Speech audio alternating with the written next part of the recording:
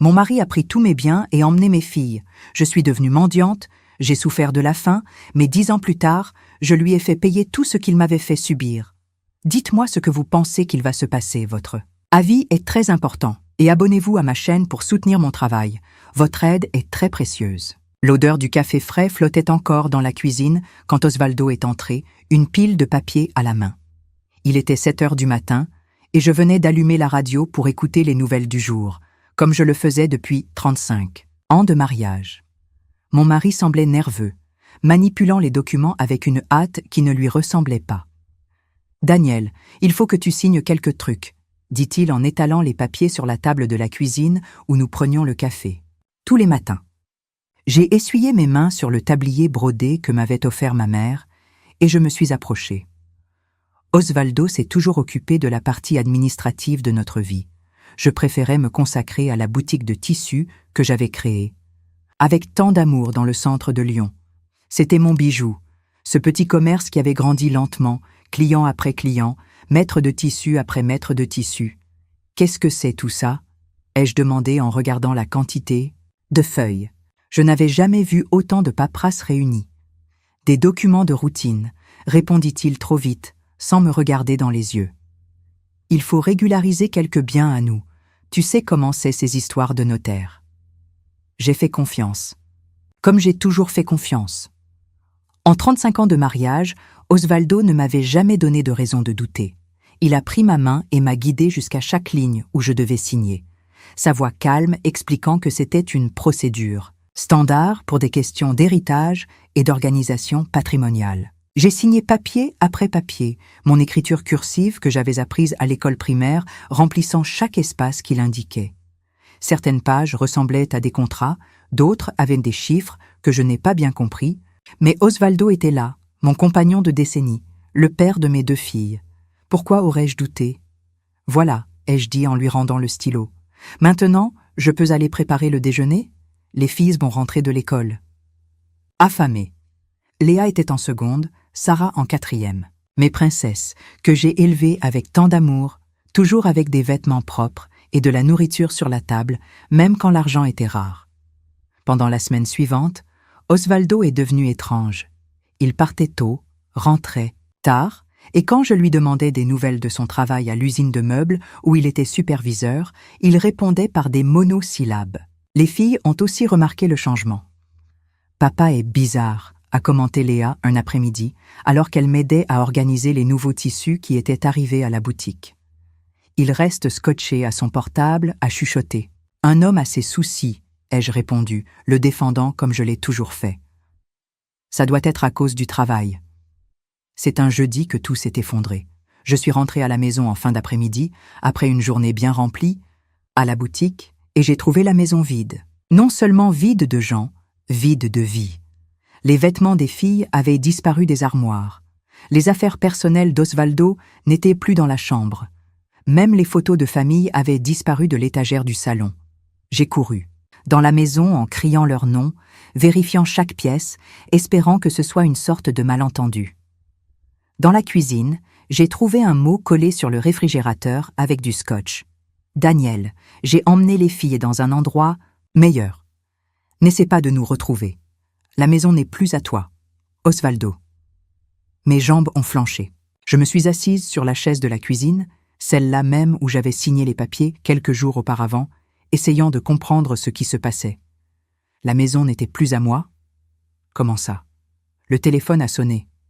C'était Madame Dubois, ma voisine depuis 15 ans. « Daniel, ma chérie, ça va ? J'ai vu un camion de déménagement ici ce matin. »« Déménagement ?» ai-je réussi à demander, la voix rauque. « Oui, ils ont emporté des meubles, des vêtements. Je pensais que vous déménagiez. Ils ne m'ont rien dit ?» J'ai raccroché sans répondre. J'ai marché jusqu'à la fenêtre, du salon, et j'ai vu quelques voisines discuter sur le trottoir, regardant en direction de ma maison. Elles savaient quelque chose que je ne savais pas. Le lendemain, un homme en costume est apparu à ma porte. Il apportait une notification judiciaire et parlait avec une éducation froide qui m'a donné la chair de poule. « Madame Daniel Santos, cette propriété a fait l'objet d'un transfert légal. Vous avez 48 heures pour quitter les lieux. » « Comment ? Ça transfère? C'est ma maison. Il m'a montré les documents. Ma signature était là, transférant la maison à Osvaldo. Ma signature apparaissait aussi sur d'autres papiers, des contrats de prêt, des virements bancaires, même la vente de ma boutique de tissus a un nom que je n'avais jamais entendu. Il doit y avoir une erreur, ai-je insisté, les mains tremblantes. Je n'ai jamais vendu ma boutique. Tout est documenté, madame. Y compris votre compte bancaire a été vidé par des virements que vous avez autorisés. Quand l'homme est parti, j'ai couru à la banque. Le compte que j'alimentais depuis des années avec le profit des tissus était vide. Plus que vide. Il était à découvert.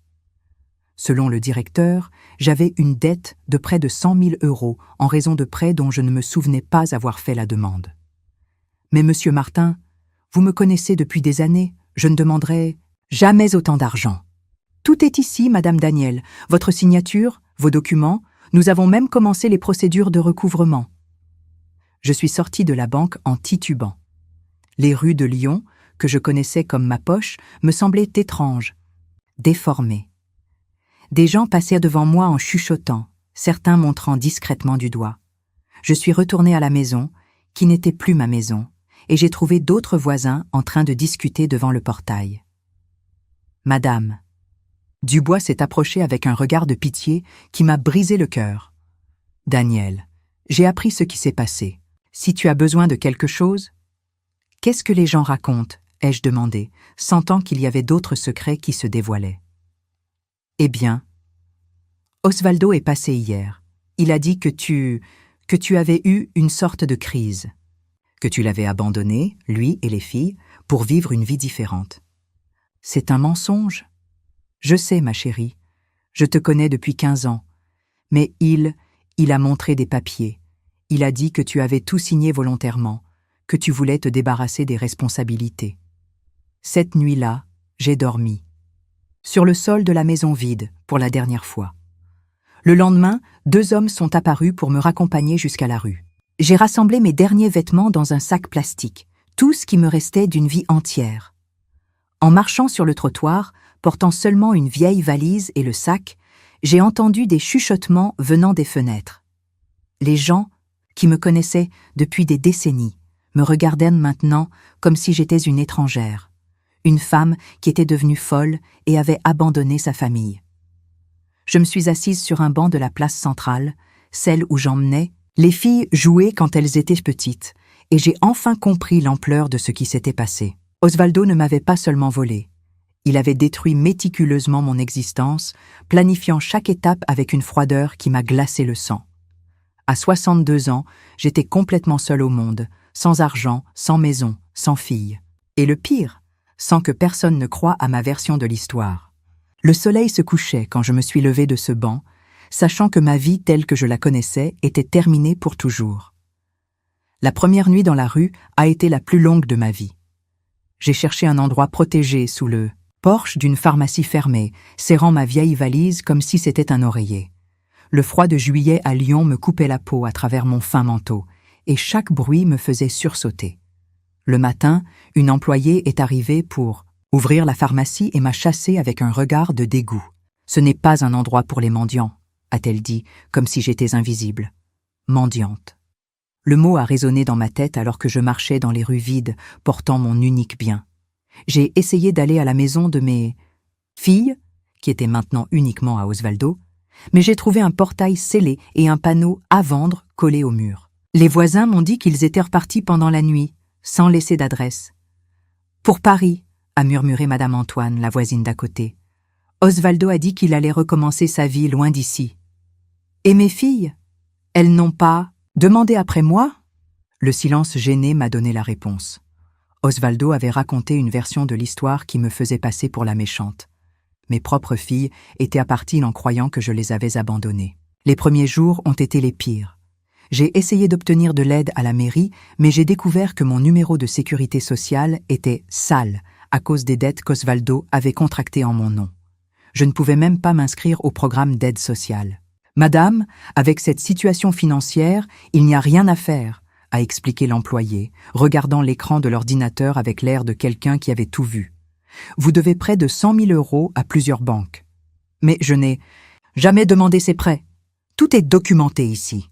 Signature, carte d'identité, justificatif de revenus de votre ancienne boutique. Je suis sorti de là en comprenant qu'Osvaldo avait tout planifié dans les moindres détails. Non seulement il m'a volé, il s'est assuré que je ne pourrais pas me relever. La fin est arrivée le 3e jour.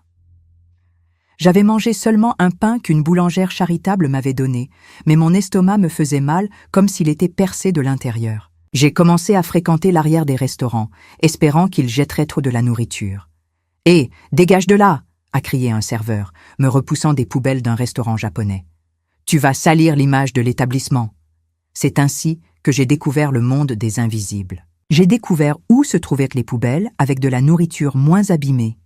Quels commerçants avaient pitié et offraient parfois une assiette de nourriture, ou dormir sans être chassés par les agents de sécurité. Mon apparence a changé rapidement. Les vêtements que j'avais apportés sont devenus sales et déchirés. Mes cheveux, que j'ai toujours entretenus, étaient emmêlés et gras. Les gens ont commencé à traverser la rue quand ils me voyaient arriver. 1 mois plus tard, j'ai rencontré Zila, une ancienne cliente de ma boutique. Elle a fait semblant de ne pas me reconnaître, mais j'ai insisté. « Zila, c'est moi, Daniel. Vous achetiez du tissu dans ma boutique. » Elle s'est arrêtée, gênée, a regardé autour d'elle pour voir si quelqu'un faisait attention et a murmuré « Daniel ?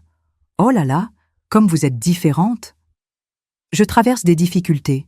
Mon mari, il m'a laissé sans rien. Écoutez, j'ai entendu dire que vous aviez des problèmes. Mais Daniel, vous devez prendre soin de... Vous ? Demandez de l'aide, votre apparence. Elle m'a donné 20 € et est partie rapidement, comme si être près de moi était contagieux. Cette nuit-là, je me suis regardée dans la vitre d'un magasin fermé et j'ai eu un choc. La femme reflétée là semblait avoir 10 ans de... plus, le visage maigre et marqué, les yeux enfoncés et sans éclat. C'est alors que j'ai commencé à ramasser des canettes. Je me levais tôt et parcourais toute la ville, ramassant de l'aluminium dans des sacs en plastique que je portais sur mon dos. À la fin de la journée, je vendais tout pour quelques euros qui suffisaient à peine à acheter un en-cas. « Regardez, qui est devenue ramasseuse de ferraille ?» ai-je entendu une femme commenter avec son amie en passant devant elle. « Daniel de la boutique de tissus, on dit qu'elle est devenue folle et qu'elle a abandonné sa famille. »« Quel dommage !» a répondu l'autre. « Elle avait l'air d'une personne si bien. » Leurs paroles m'ont suivi tout le reste de la journée. C'est ainsi que les gens me voyaient maintenant, une folle qui avait tout abandonné par caprice. Osvaldo avait tissé une histoire parfaite, où il était la victime et moi, la méchante. Petit à petit, j'ai découvert plus de détails sur ce que mon mari avait fait. J'ai appris par des commérages qu'il vivait avec une femme beaucoup plus jeune, une employée de l'usine où il travaillait, qu'il avait acheté un nouvel appartement à Paris avec l'argent de la vente de ma boutique.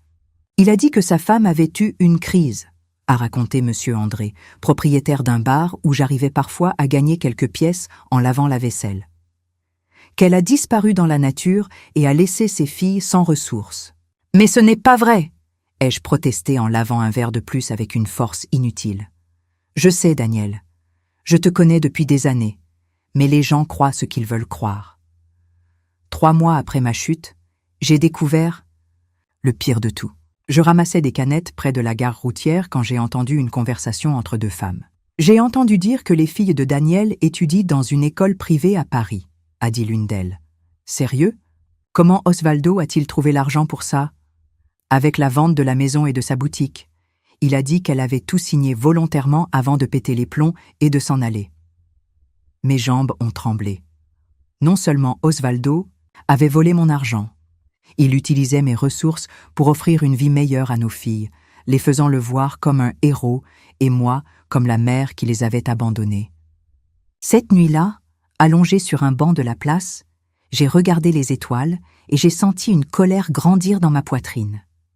Ce n'était pas seulement de l'indignation, c'était une haine froide, calculée, qui brûlait comme une braise. Pendant 6 mois, j'ai vécu de cette façon, ramassant des ordures, dormant dans la rue, mangeant des restes. Mon corps est devenu trop maigre, ma peau desséchée par le soleil et le froid. J'ai développé des blessures aux pieds, à force de marcher avec des chaussures trouées. C'est un jour de pluie torrentielle que j'ai failli mourir. J'étais sous un porche, trempé et tremblant de froid, quand j'ai commencé à avoir des convulsions. Une forte fièvre a envahi mon corps et je me suis évanouie au milieu de la rue. Je me suis réveillée à l'hôpital public où une infirmière m'a expliqué que j'avais une pneumonie. Je suis restée hospitalisée pendant 1 semaine, soignée comme une indigente. Quand on m'a renvoyée, je n'avais nulle part où aller. « Vous avez de la famille ?» a demandé l'assistante sociale. « J'ai 2 filles, mais elles vivent à Paris avec leur père. Vous pouvez les contacter ?» Je n'avais pas de téléphone, pas d'adresse. Je ne savais même pas dans quelle école elles étudiaient. À toute fin pratique, j'étais seule au monde. C'est à la sortie de l'hôpital que s'est produite la rencontre qui allait changer ma vie. Je marchais lentement, encore faible de la maladie, quand je me suis évanouie devant une boulangerie. La dernière chose que j'ai vue, c'est une dame aux cheveux blancs s'approcher, criant à quelqu'un d'appeler une ambulance. Quand je me suis réveillée, j'étais dans un lit propre, dans une maison qui sentait les vieux livres. Une femme d'environ 70 ans était assise sur une chaise à côté de moi, en train de tricoter. « Enfin réveillée », a-t-elle dit, en souriant. J'étais inquiète, je m'appelle Colette. J'ai regardé autour de moi, confuse. C'était un endroit chaleureux, avec des étagères remplies de livres, de vieux fauteuils mais confortables, des plantes bien entretenues. Où suis-je ? Chez moi, à l'arrière de ma librairie d'occasion. Je t'ai ramené ici après que tu t'es évanoui dans la rue. Tu es là depuis 3 jours. Pourquoi ? Vous ne me connaissez pas ? Colette a arrêté de tricoter et m'a regardé avec des yeux gentils, mais fermes. Parce que je reconnais quand quelqu'un est détruit injustement. Et parce que, ma fille, tout le monde mérite une seconde chance. Elle s'est levée, est allée à la cuisine et est revenue avec une assiette de soupe chaude. L'odeur m'a rappelé les soupes que je préparais moi-même pour mes filles quand elles étaient petites. Et j'ai pleuré pour la première fois depuis que tout a commencé. Pendant les 3 premiers jours chez Colette, j'avais du mal à sortir du lit. Mon corps était épuisé par des mois passés à vivre dans la rue et mon âme semblait avoir perdu l'envie de me battre. Colette ne me mettait pas la pression. Elle apparaissait de temps en temps avec une assiette de nourriture et des mots gentils. « Mange doucement », disait-elle en m'observant avec une attention maternelle. « Ton estomac a besoin de se réhabituer à de la vraie nourriture. » C'était étrange d'être dans un lit propre, avec des draps qui sentaient bon et un oreiller moelleux. Pendant des mois, mon lit avait été un banc de place, du carton ou le sol froid. Parfois, je me réveillais en panique, pensant que je rêvais et que j'allais bientôt retourner dans la rue. Le 4e jour, Colette m'a emmenée visiter la librairie d'occasion. Elle était plus grande qu'elle ne paraissait de l'extérieur, avec des couloirs étroits bordés d'étagères jusqu'au plafond, toutes remplies de livres. L'odeur de papier ancien et de vieux bois était réconfortante. « Je travaille ici depuis 40 ans, a-t-elle expliqué, passant sa main affectueusement sur les dos des livres. J'ai commencé après la mort de mon mari. J'avais besoin d'un revenu. Les livres sont devenus ma famille. Ça a dû être difficile de recommencer, ai-je commenté en pensant à ma propre situation. Ça l'a été. Mais j'ai découvert que parfois la vie nous jette au fond du trou pour qu'on puisse trouver notre vraie force. Colette m'a offert du travail en échange du logement.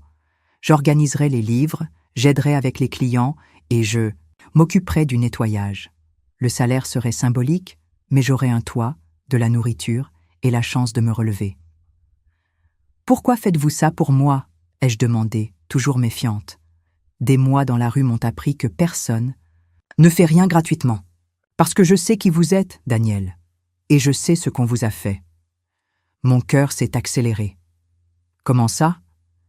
Osvaldo m'a contacté quelques mois avant que vous n'apparaissiez ici. Il voulait vendre quelques vieux livres. Il a dit que sa femme les avait collectionnés pendant des années. J'ai reconnu quelques titres. C'étaient des livres que vous achetiez ici même. Vous vous souvenez ? Le souvenir est revenu comme un coup de poing. Je collectionnais effectivement des livres de recettes anciennes et des romans classiques. J'en achetais beaucoup à la librairie d'occasion de Colette, mais je n'ai jamais fait attention à la propriétaire. Il a vendu mes livres ? Il a vendu. Et pendant la conversation, il a raconté une version très intéressante de l'histoire. Il a dit que sa femme était devenue folle, qu'elle l'avait abandonné, lui et ses filles, pour vivre dans la rue, mais quelque chose ne collait pas. Colette m'a guidée vers un petit bureau au fond du magasin, rempli de papiers organisés dans des dossiers. 40 ans à manipuler des livres m'ont aussi appris à lire les gens. Votre mari était trop nerveux pour quelqu'un qui se débarrassait simplement des affaires d'une épouse folle. Et il y avait quelque chose dans sa précipitation, dans la façon dont il voulait tout vendre rapidement. Il mentait, ai-je murmuré. Il mentait. Alors j'ai commencé à faire attention. J'ai posé des questions à des connaissances sur vous. Tout le monde disait du bien de Danielle de la boutique de tissus.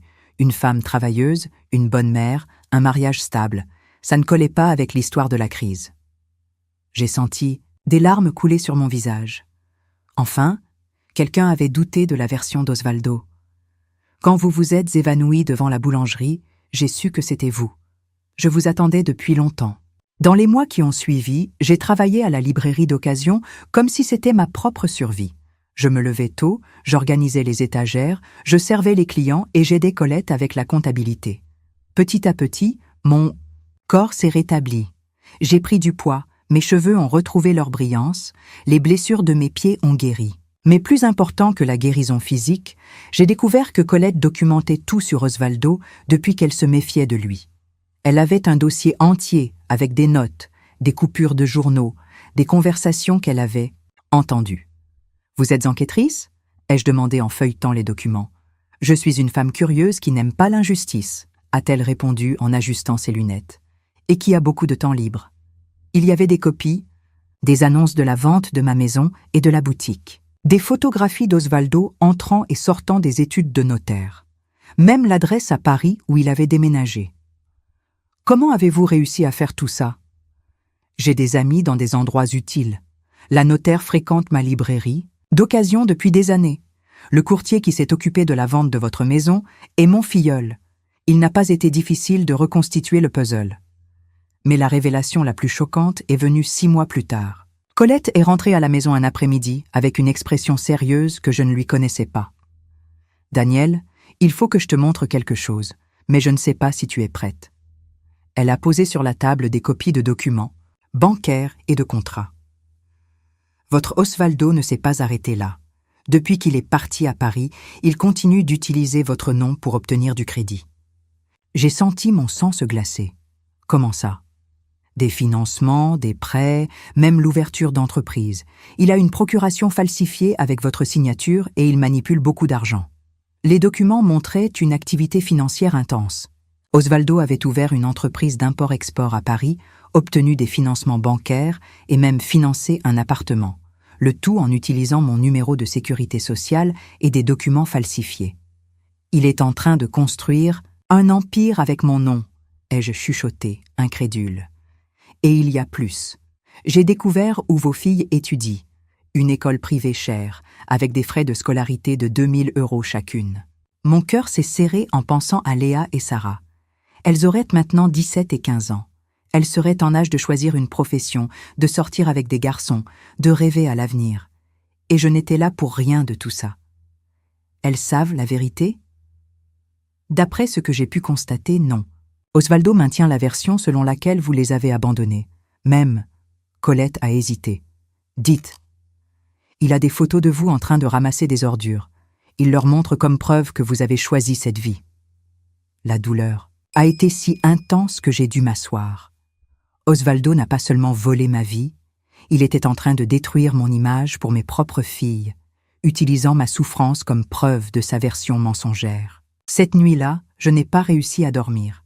Je suis restée à regarder le plafond, un mélange de rage et de détermination grandissant en moi. Osvaldo pensait qu'il m'avait complètement détruite, que je ne me relèverais jamais. Il se trompait. Pendant l'année suivante, j'ai travaillé sans relâche à la librairie d'occasion, mais mon esprit était concentré sur quelque chose de plus grand.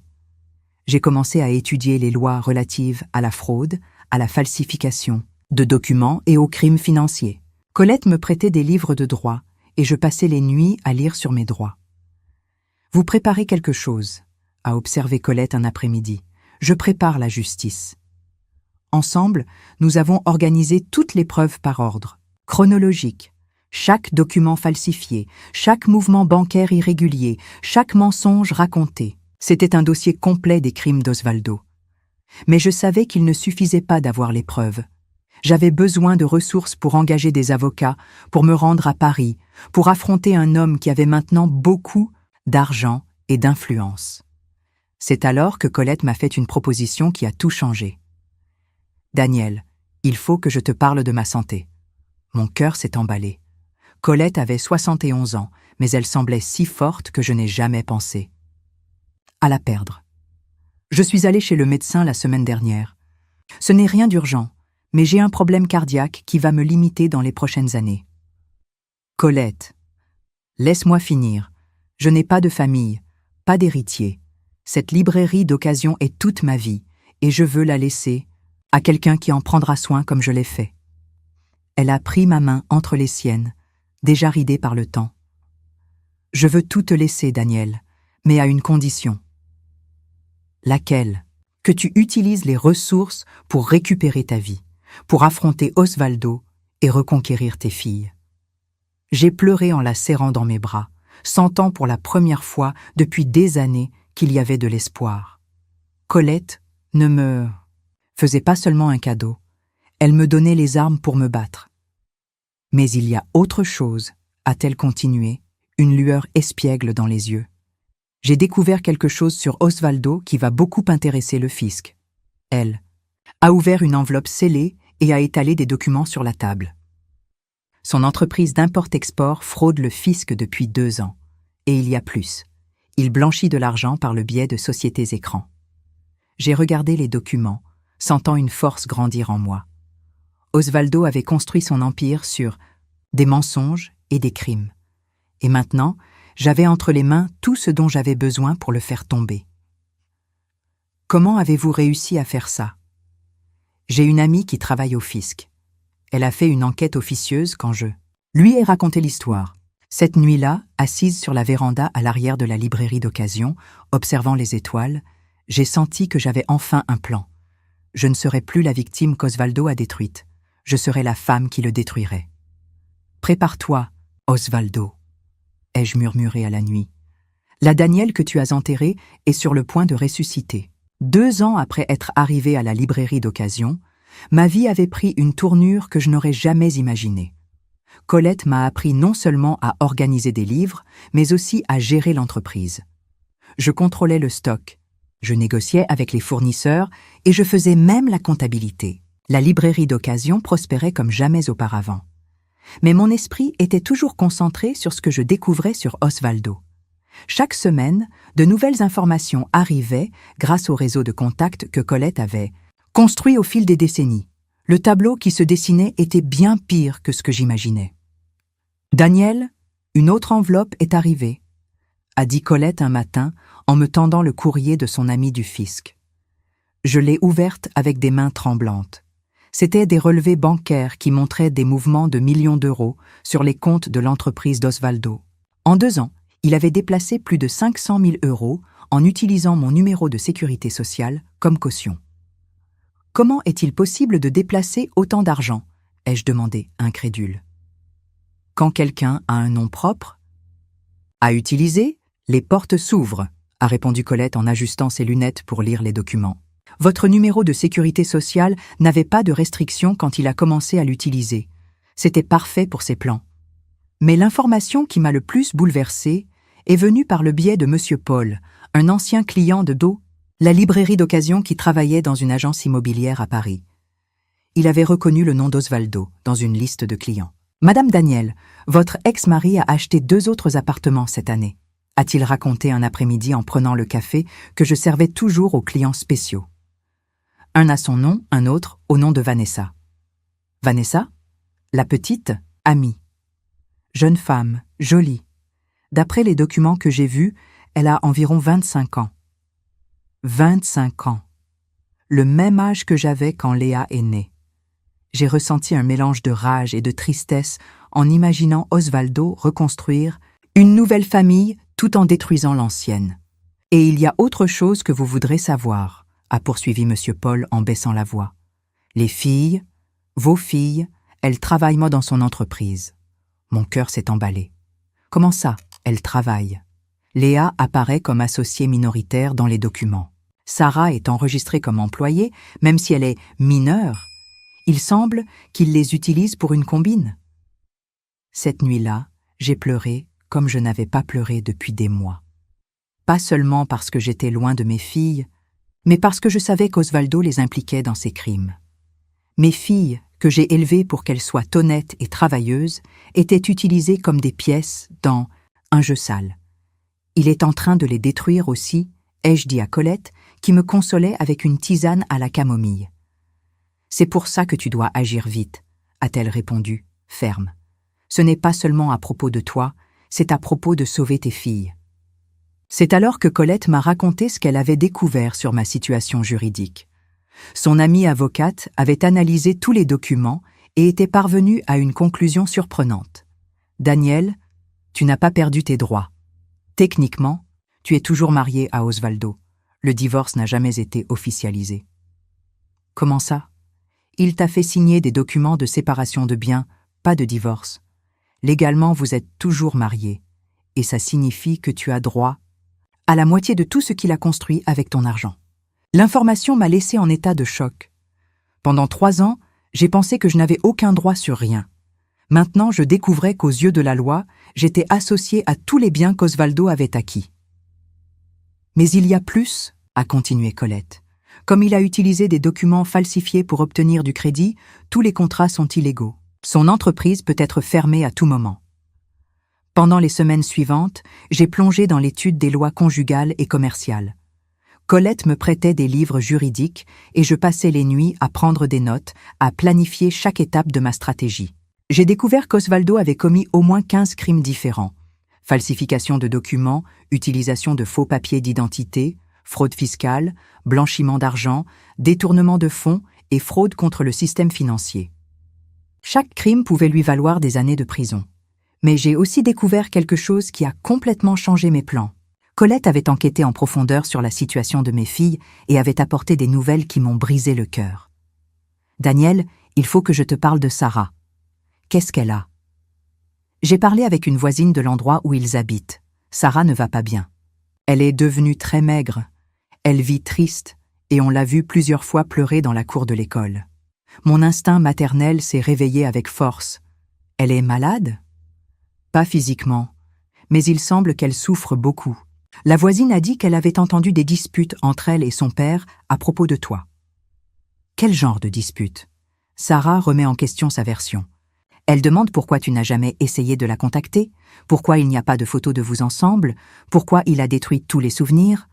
Il semble qu'elle commence à douter de l'histoire qu'il raconte. J'ai senti une pointe, d'espoir mêlé de désespoir.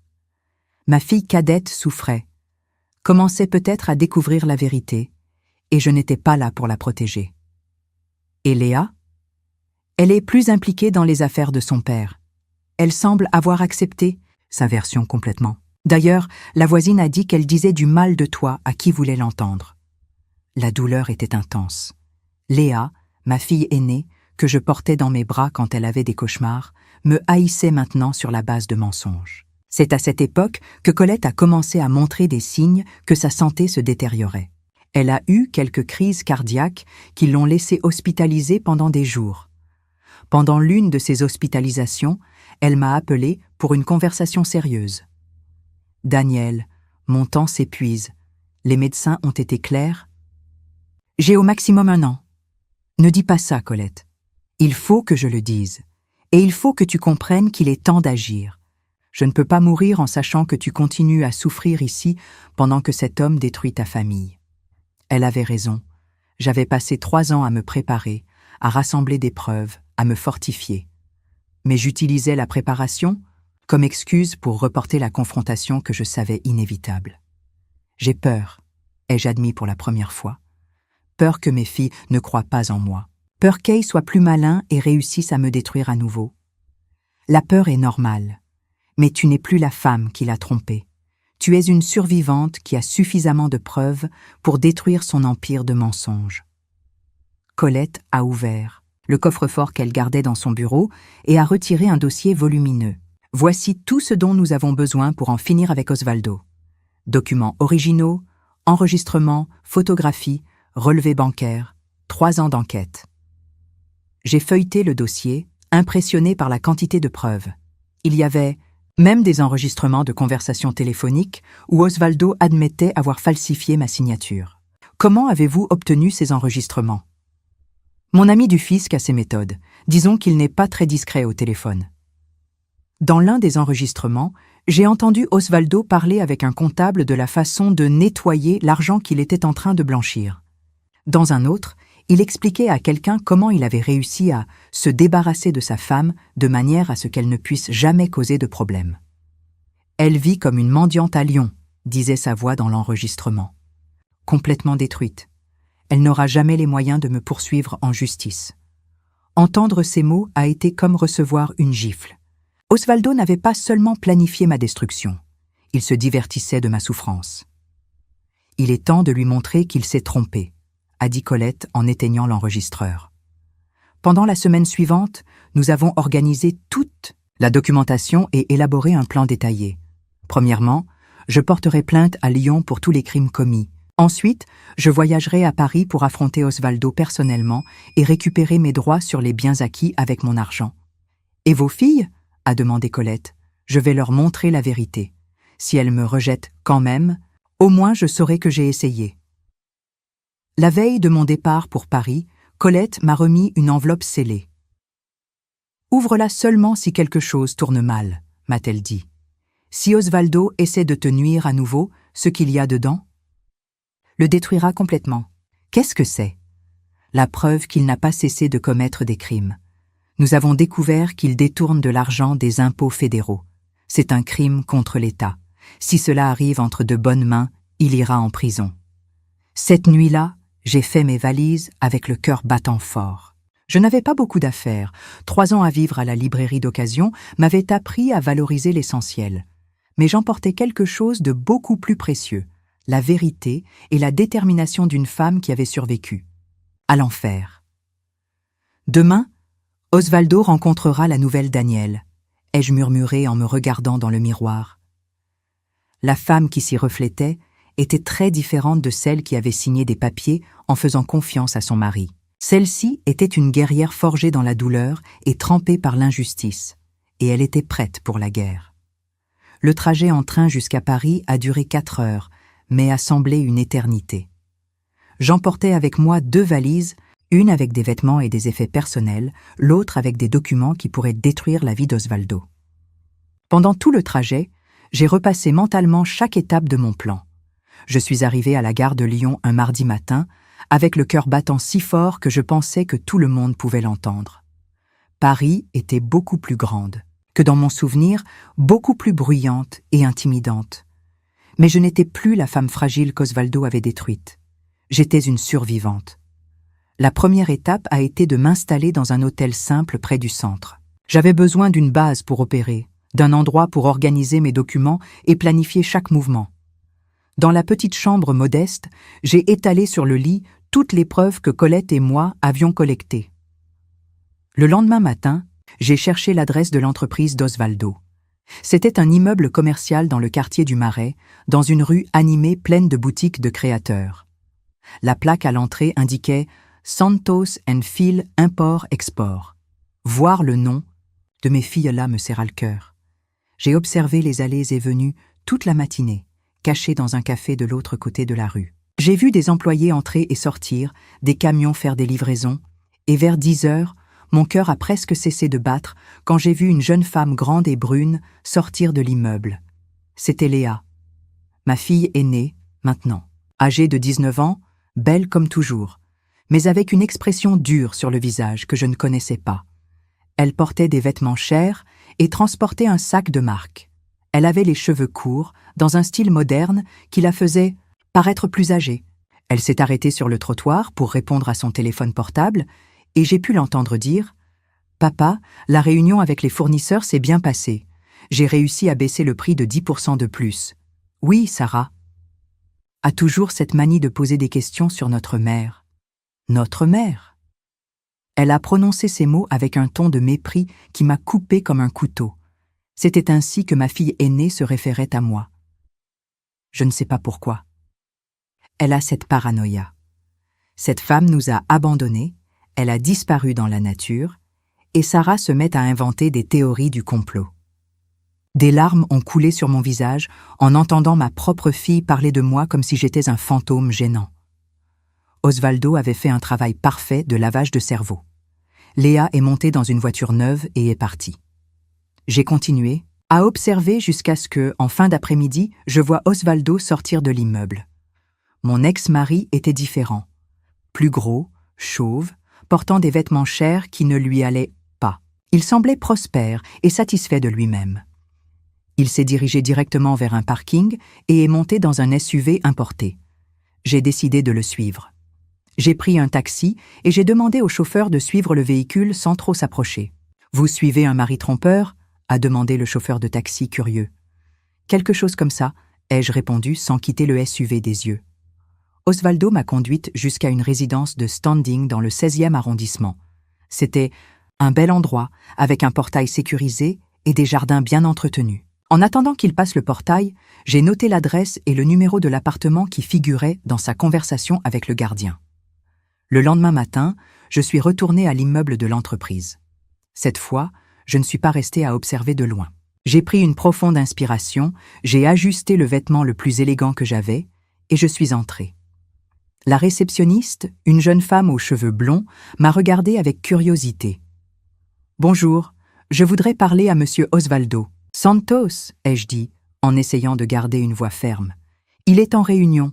Avez-vous rendez-vous ?»« Non, mais c'est à propos d'une affaire urgente concernant les documents de l'entreprise. Je suis Daniel Santos. » La jeune femme a froncé les sourcils.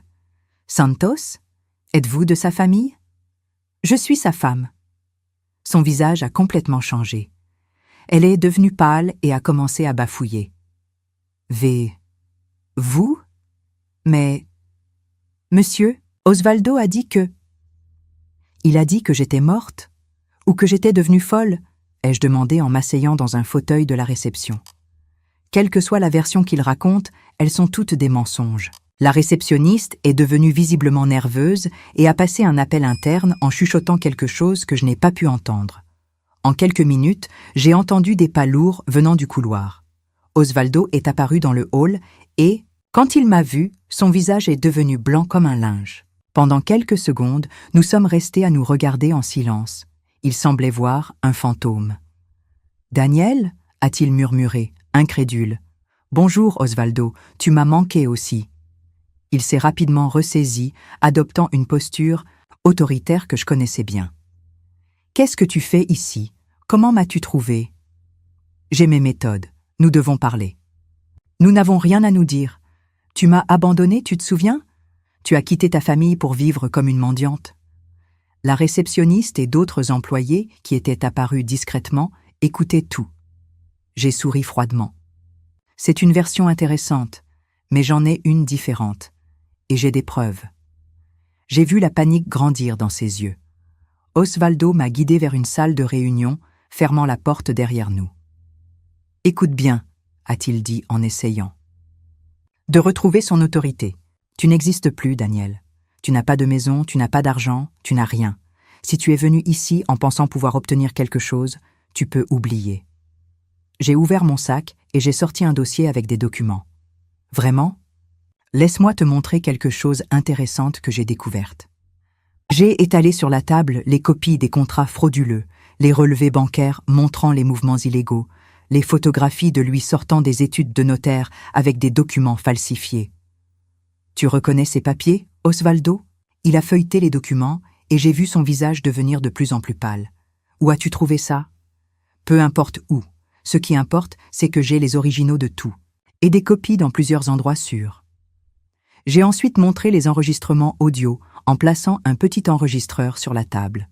« Tu veux entendre ta propre voix avouer comment tu m'as volé ? » « Tu ne peux rien prouver, » a-t-il dit, mais sa voix tremblait déjà. « Je peux tout prouver. Falsification de documents, utilisation de faux papiers d'identité, détournement de fonds, fraude fiscale. Tu veux que je continue ?» Osvaldo s'est assis lourdement sur une chaise, passant ses mains sur son visage. « Qu'est-ce que tu veux ? Premièrement, je veux récupérer ma vie. Deuxièmement, je veux que mes filles sachent la vérité. Et troisièmement, j'ai sorti une autre enveloppe de mon sac. Je veux que tu arrêtes d'utiliser mon numéro de sécurité sociale pour tes crimes. Tes filles, elles me détestent, Daniel. Elles pensent que tu es folle. Parce que tu leur as fait croire ça. Mais cela va changer aujourd'hui. » C'est à ce moment-là que la porte s'est ouverte et que Léa est entrée sans frapper. « Papa, la réunion avec... Mon Dieu !» Ma fille aînée m'a regardée comme si elle voyait un fantôme. Elle est restée plantée dans l'encadrement de la porte, la bouche ouverte, incapable de parler. « Bonjour, Léa, » ai-je dit doucement. « Tu as beaucoup grandi. »« Vous, a-t-elle bafouillé.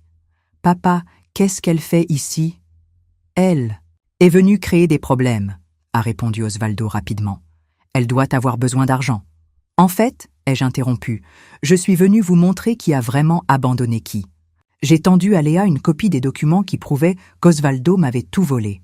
« Ma fille, voici les papiers que ton père m'a fait signer. » Il a dit que c'était des documents de routine, mais en réalité, ils m'ont enlevé ma maison, ma boutique, mon argent, tout. Léa a pris les documents avec des mains tremblantes, lisant chaque page.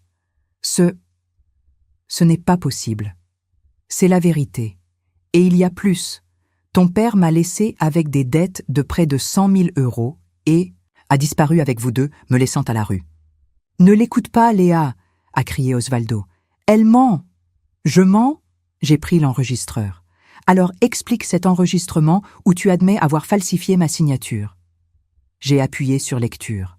La voix d'Osvaldo a envahi la pièce. L'idiote a tout signé ce que je lui ai mis sous le nez. Elle n'a même pas lu. Maintenant, je suis libre de faire ce que je veux avec l'argent. Léa a lâché les papiers comme s'ils brûlaient. Elle a regardé son père avec une expression d'horreur. « Papa, c'est vrai ?» Osvaldo a tenté une dernière carte. Elle invente tout ça pour détruire notre famille. Ne l'écoutez pas. C'est alors que j'ai sorti de mon sac les photographies que Colette avait obtenues. Osvaldo sortant des études de notaire, signant des documents, parlant avec des avocats dans les jours qui ont suivi mon abandon. Ces photos ont été prises la semaine où tu m'as volé. On peut voir les dates. Léa a regardé chaque photo, puis elle a regardé son père, puis elle m'a regardé. J'ai vu des larmes commencer à se former dans ses yeux. « Où est Sarah ?» ai-je demandé. « Elle doit savoir aussi. »« Elle est à l'école » a murmuré Léa, encore sous le choc. « Alors allons la chercher. Il est temps que tes filles connaissent toute la vérité. » Osvaldo a essayé de m'en empêcher, mais Léa l'a arrêté. « Non, papa. Si tout cela est vrai, si tu as vraiment fait ça à notre mère... » Sa voix s'est brisée. « Alors nous devons tout savoir. » C'était la première fois en 4 ans que j'entendais l'une de mes filles m'appeler maman, sans mépris dans la voix. En sortant de la salle, Osvaldo a crié derrière nous. « Vous allez le regretter! Je vais la détruire à nouveau !» Je me suis retournée vers lui une dernière fois. « Essaie, mais cette fois, je suis prête à me défendre. » Le trajet jusqu'à l'école de Sarah a été parcouru dans un silence total. Léa conduisait avec les mains tremblantes, s'arrêtant de temps en temps pour sécher les larmes qui insistaient à couler. J'étais assise sur le siège passager, observant la fille que je n'avais pas vue depuis 4 ans, essayer de traiter tout ce qu'elle venait de découvrir. « Maman !» a-t-elle dit soudainement, la voix étranglée. C'était la première fois qu'elle m'appelait ainsi sans colère. « Pourquoi n'as-tu jamais essayé de nous retrouver ?»« J'ai essayé, vous aviez disparu. Votre père n'a laissé aucune trace et je n'avais aucun moyen de vous retrouver. De plus, j'ai hésité, il m'a complètement détruite. J'ai mis 3 ans à me relever. »« 3 ans dans la rue » a-t-elle murmuré en se souvenant des photos qu'Osvaldo montrait. « Il disait que tu avais choisi cette vie. »« Choisi ?» J'ai presque ri de désespoir. « Léa, je ramassais des ordures pour survivre. Je dormais sur des bancs publics. J'ai failli mourir d'une pneumonie. Tu penses que quelqu'un choisirait ça ?» Elle a arrêté la voiture à un feu rouge et m'a regardé pour la première fois vraiment dans les yeux. « Je pensais que tu avais eu une crise, que tu nous avais abandonnés parce que tu ne nous aimais plus. Je n'ai jamais cessé de vous aimer, pas une seconde. Chaque nuit dans la rue, je pensais à vous deux. C'est ce qui me maintenait en vie. Nous sommes arrivés à l'école privée où Sarah étudiait. C'était un bel endroit, cher, très différent de l'école publique où elles étudiaient quand nous vivions ensemble. J'ai vu ma fille cadette sortir du portail avec d'autres adolescentes, et mon cœur s'est serré.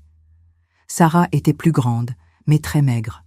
Elle avait les cheveux longs comme elle a toujours aimé, mais son visage semblait triste, même quand elle souriait à ses amis. Il y avait quelque chose dans ses yeux qui me rappelait moi-même, une tristesse profonde qu'elle essayait de cacher. « La voilà », a dit Léa en faisant un signe de la main par la fenêtre.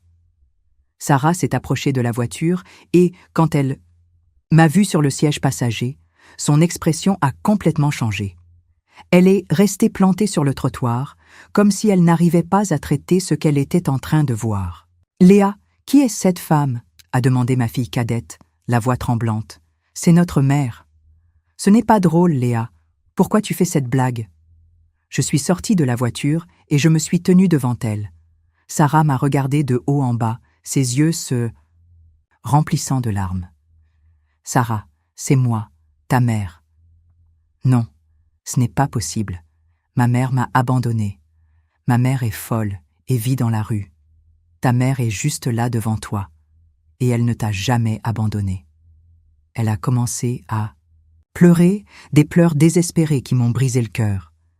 J'ai ouvert mes bras et, après un moment d'hésitation, elle s'est jetée dans mes bras. « Maman, maman, je le savais. J'ai toujours su qu'il y avait quelque chose qui clochait. » J'ai serré ma fille dans mes bras comme si c'était la dernière fois, sentant son odeur, ses cheveux doux, son corps maigre trembler contre le mien. « Pourquoi as-tu mis si longtemps à revenir ?» a-t-elle sangloté sur mon épaule. « C'est une longue histoire, mon amour, mais maintenant je suis là. » Nous sommes allés dans un café près de l'école. Nous avions besoin d'un endroit calme pour parler. Sarah ne lâchait pas ma main, comme si elle avait peur que je disparaisse à nouveau. « Maman, papa a toujours dit que tu avais eu une crise et que tu nous avais abandonnés. Mais j'ai toujours remis ça en question. Je me souvenais de toi préparant le petit déjeuner pour nous, nous aidant avec nos devoirs, prenant soin de nous quand nous étions malades. Ça n'avait pas de sens que tu partes comme ça. » Et que répondait-il quand tu le questionnais? Que j'étais en train de fantasmer, que les traumatismes d'abandon font ça aux enfants. Il disait que j'inventais de bons souvenirs pour ne pas accepter que tu ne nous aimais pas. Léa était silencieuse, écoutant tout avec une expression de culpabilité sur le visage. « J'ai cru à tout », a-t-elle murmuré. « Je n'ai jamais rien remis en question. »« Tu étais plus jeune quand tout est arrivé », ai-je tenté de la consoler. « Et ton père est très convaincant. » Alors, je leur ai raconté, en détail, tout ce qui s'était passé. Les papiers que j'ai signés en lui faisant confiance, comment je me suis réveillée et j'ai trouvé la maison vide, comment j'ai découvert que j'avais tout perdu. Leurs visages sont devenus de plus en plus pâles à chaque révélation. « Il a volé ta boutique ?» a demandé Sarah, incrédule. « Il a volé ? Et il a utilisé l'argent pour créer l'entreprise où vous travaillez maintenant. » « C'est pour ça qu'il ne nous laissait jamais toucher aux papiers de l'entreprise, » a murmuré Léa. « Il disait que c'était des affaires d'adultes. » Je leur ai montré tous les documents que j'avais apportés, les falsifications, les prêts frauduleux, les enregistrements où Osvaldo confessait ses crimes. Sarah lisait tout avec une colère croissante. « Il nous a utilisés, » a-t-elle dit en fermant les poings. « Il nous a utilisés pour donner de la crédibilité à l'entreprise. C'est pour ça qu'il a tant insisté pour que je travaille là, même si j'étais mineure. Et c'est pour ça qu'il m'a fait associer minoritaire sans que je comprenne bien de quoi il s'agissait. » A complété Léa. Je leur ai aussi raconté ma vie dans la rue, Colette, comment j'ai passé des années à rassembler des preuves.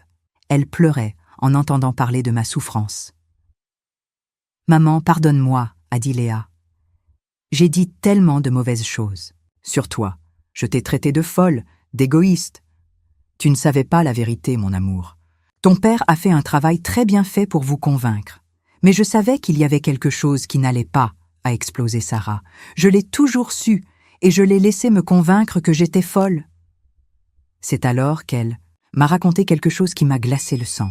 « Maman, il y a une chose que tu dois savoir sur papa et Vanessa. »« Quoi ? » ?»« Ils prévoient de quitter la France. Je les ai entendus parler d'ouvrir une entreprise en Suisse. Et il y a plus, ils veulent que Léa et moi restions ici pour gérer l'entreprise, pendant qu'ils disparaissent avec l'argent. J'ai senti mon sang se glacer. Osvaldo prévoyait de s'enfuir, et en plus, il voulait laisser mes filles assumer les responsabilités légales d'une entreprise frauduleuse. Quand comptent-ils partir? À la fin du mois, ils ont déjà acheté les billets. J'ai regardé le calendrier sur mon téléphone portable. Il ne restait que 2 semaines. Ils ne peuvent pas s'enfuir, a dit Léa, déterminée. Pas après. Tout ce qu'ils ont fait. Ils ne s'enfuiront pas, ai-je répondu en prenant mon téléphone, parce que dès demain, j'irai à la police judiciaire. Mais avant de dénoncer Osvaldo, je devais m'assurer que mes filles étaient en protégé.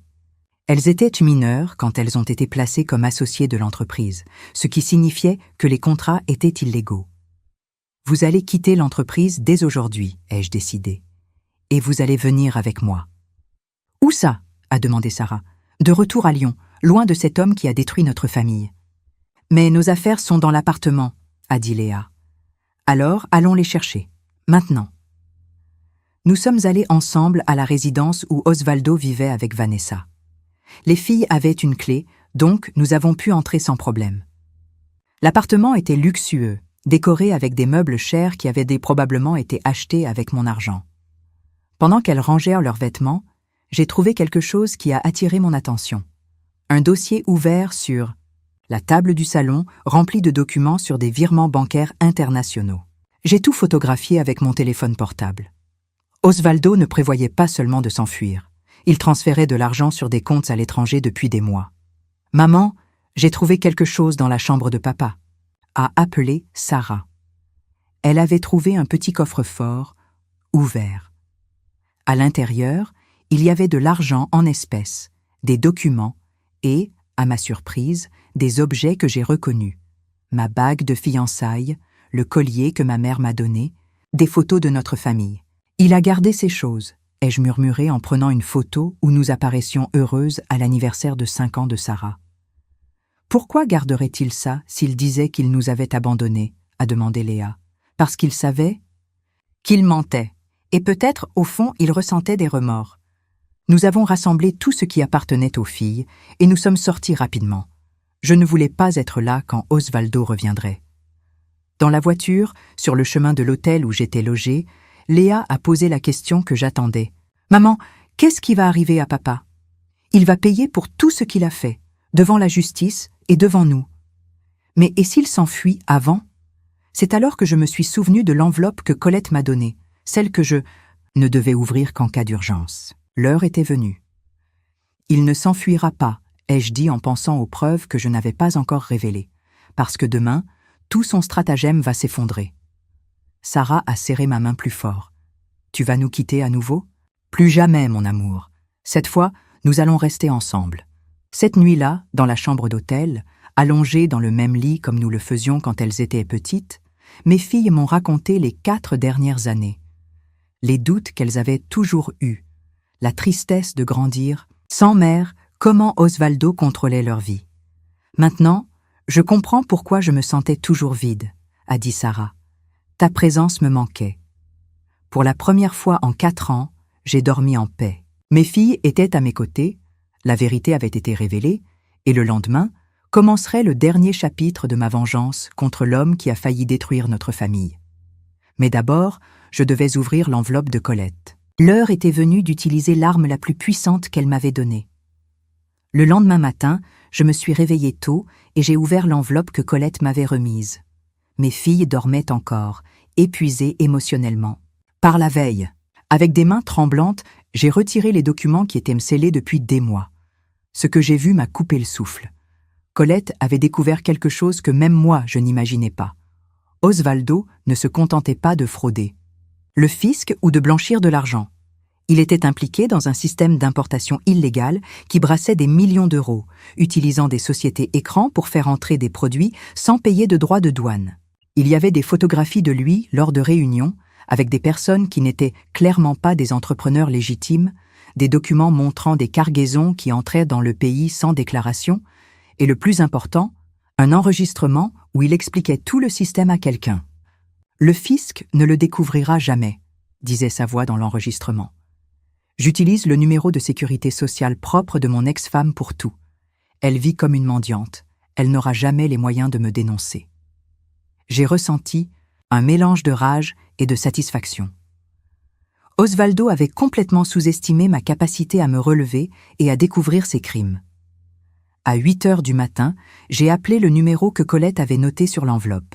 C'était un agent du fisc qui enquêtait sur des systèmes de fraude dans le quartier du Marais. « Agent Dupont, je suis Daniel Santos. J'ai des informations sur un système d'importation illégale. » 1 heure plus tard, j'étais assise dans une salle de l'immeuble du fisc, avec mes filles à mes côtés, remettant tout le matériel que j'avais collecté en 4 ans.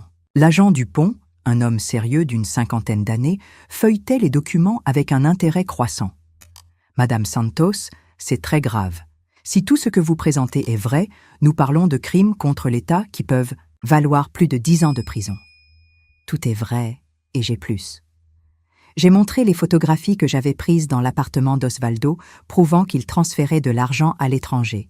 « Évasion fiscale », a murmuré l'agent. « Encore 5 ans de prison. » Sarah a serré ma main, toujours en train de traiter l'ampleur des crimes de son père. « Agent, il prévoit de fuir le pays à la fin du mois, ai-je informé. Ne vous inquiétez pas. Avec ces preuves, nous allons obtenir un mandat d'arrêt préventif dès aujourd'hui. » Pendant que l'agent préparait la documentation légale, nous sommes allés dans un commissariat de police pour enregistrer les crimes qu'Osvaldo avait commis contre moi, personnellement. Falsification de documents, détournement de fonds et abandon du domicile conjugal. L'officier de police qui nous a reçus, Madame Leclerc, a été visiblement émue en entendant mon histoire. Madame Santos, en 20 ans de police, j'ai rarement vu quelqu'un se remettre d'une escroquerie aussi élaborée. Vous êtes une guerrière. Je veux juste la justice, et je veux récupérer ma vie.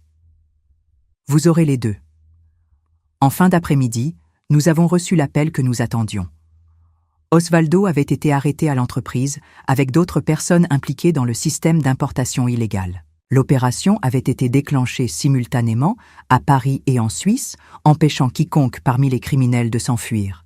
« Maman, c'est fini », a dit Léa en m'embrassant. « C'est enfin fini. » Mais il y avait encore quelque chose que je devais faire.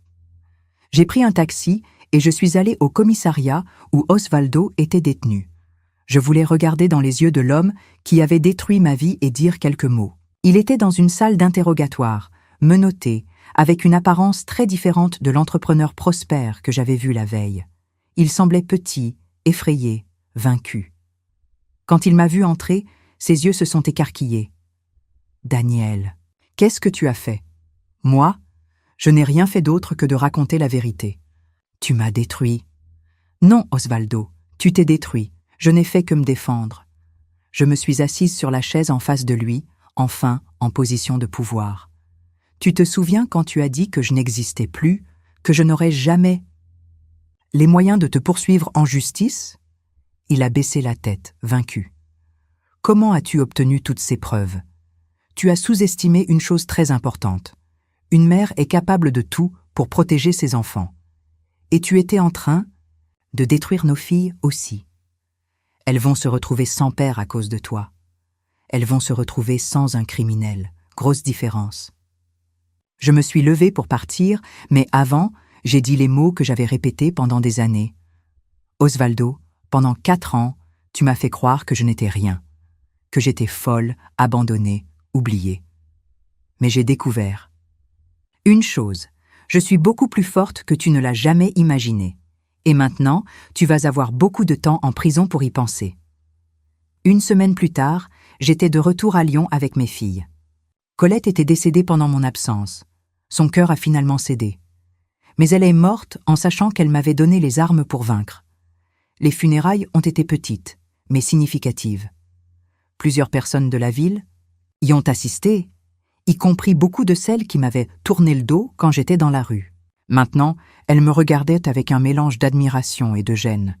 « Colette serait fière », a dit Madame Valérie, l'une des voisines qui m'avait méprisée. Elle disait toujours que vous alliez vous relever. La librairie d'occasion que Colette m'a laissée était prospère. Pendant mon absence, les employés qu'elle avait embauchés avaient tout maintenu en marche. Mais j'avais de plus grands projets. Avec l'argent que j'ai récupéré grâce aux poursuites contre Osvaldo, la maison a été rendue à mon nom, ainsi qu'une partie du patrimoine de l'entreprise frauduleuse. J'ai décidé d'étendre l'entreprise. Maman, tu veux vraiment ouvrir 3 librairies d'occasion a demandé Sarah en m'aidant à faire les calculs financiers. Je veux. Une ici à Lyon, une à Paris et une à Marseille. Ce sera notre chaîne de librairies. Léa, qui avait découvert un talent pour la gestion, pendant son expérience forcée dans l'entreprise de son père, a pris en charge la partie administrative de l'entreprise. Sarah, qui a toujours été bonne avec les chiffres, s'occupait de la comptabilité. 6 mois plus tard, j'étais assise sur la véranda de la maison que j'avais récupérée, en train de boire du café et de lire le journal, quand j'ai lu une nouvelle qui m'a fait sourire. Ancien entrepreneur, condamné à 15 ans de prison pour crimes contre le fisc et fraude bancaire. Osvaldo avait été condamné non seulement pour les crimes financiers, mais aussi pour falsification de documents et détournement de fonds. Vanessa, sa complice, a écopé de 8 ans. « Maman, une lettre de l'avocate est arrivée », a dit Léa, en me tendant une enveloppe. C'était la confirmation que le divorce avait été finalisé et que j'avais droit à une indemnisation de 200 000 € pour les préjudices moraux subis. « Qu'est-ce que tu vas faire de cet argent ?» a demandé Sarah. « Je vais créer une fondation pour aider les femmes qui ont vécu ce que j'ai vécu. Des femmes qui ont été trompées, volées, abandonnées. Elles auront un endroit pour recommencer. » 1 an après mon retour à la maison, la Fondation Colette avait déjà aidé 15 femmes à se relever. Nous offrions un logement temporaire, une assistance juridique et des opportunités d'emploi dans nos librairies d'occasion. C'était un dimanche après-midi quand j'ai reçu un appel inattendu. C'était de la prison où Osvaldo purgeait sa peine. « Madame Santos, je suis l'assistante sociale d'ici. Le détenu Osvaldo Santos aimerait vous parler. Dites-lui que je n'ai rien à lui dire. Il a dit qu'il veut vous demander pardon. » J'ai réfléchi un instant. Après tout ce qu'il m'avait fait subir, une partie de moi voulait entendre ses excuses. Mais j'ai réalisé que je n'avais plus besoin de ça. Dites-lui que je n'ai pas besoin de son pardon. Je me suis déjà pardonné d'avoir eu confiance en lui, et c'est suffisant. Cette nuit-là, assise dans le salon de ma maison avec mes aissés. Phil, Léa étudiant l'administration le soir, Sarah suivant des cours préparatoires pour la médecine, j'ai regardé autour de moi et j'ai vu tout ce que j'avais conquis. Ce n'était pas seulement une maison, des meubles ou de l'argent. C'était la preuve qu'une femme peut être détruite, mais elle peut aussi se reconstruire. C'était la certitude que l'amour d'une mère est plus fort que n'importe quelle méchanceté. C'était la victoire de la vérité sur le mensonge. « Maman », a dit Sarah en levant les yeux de ses livres, « tu regrettes quelque chose ?»« Je regrette d'avoir signé ces papiers sans lire. Mais je ne regrette rien de ce que j'ai fait après ça. Même les années dans la rue ? Même les années dans la rue, parce que c'est là que j'ai appris qui je suis vraiment. Et j'ai découvert que je suis beaucoup plus forte que je ne le pensais. Aujourd'hui, 5 ans après que tout a commencé, quand je regarde dans le miroir, je vois une femme de 67 ans qui a survécu au pire que la vie pouvait offrir. Je vois une femme d'affaires prospère, une mère fière, une personne qui a transformé sa douleur en force pour aider d'autres personnes. Parfois, je rêve encore de ces années dans la rue, du froid, de la faim, du désespoir. Mais je me réveille en sachant que cette femme brisée n'existe plus. À sa place est né quelqu'un d'incassable. Osvaldo a tenté de m'effacer de l'existence. Il a pensé qu'il avait gagné quand il m'a vu ramasser des ordures dans les rues de Lyon. Mais il s'est complètement trompé. Je n'ai pas seulement survécu. J'ai vaincu. Et le mieux de tout, mes filles savent quel genre de femme leur mère est vraiment. Une guerrière qui n'abandonne jamais, qui se bat jusqu'à la fin, qui transforme la tragédie en victoire. Elles sont. Oubliez que c'était moi qui payais les factures. Mais je n'ai jamais oublié qui je suis.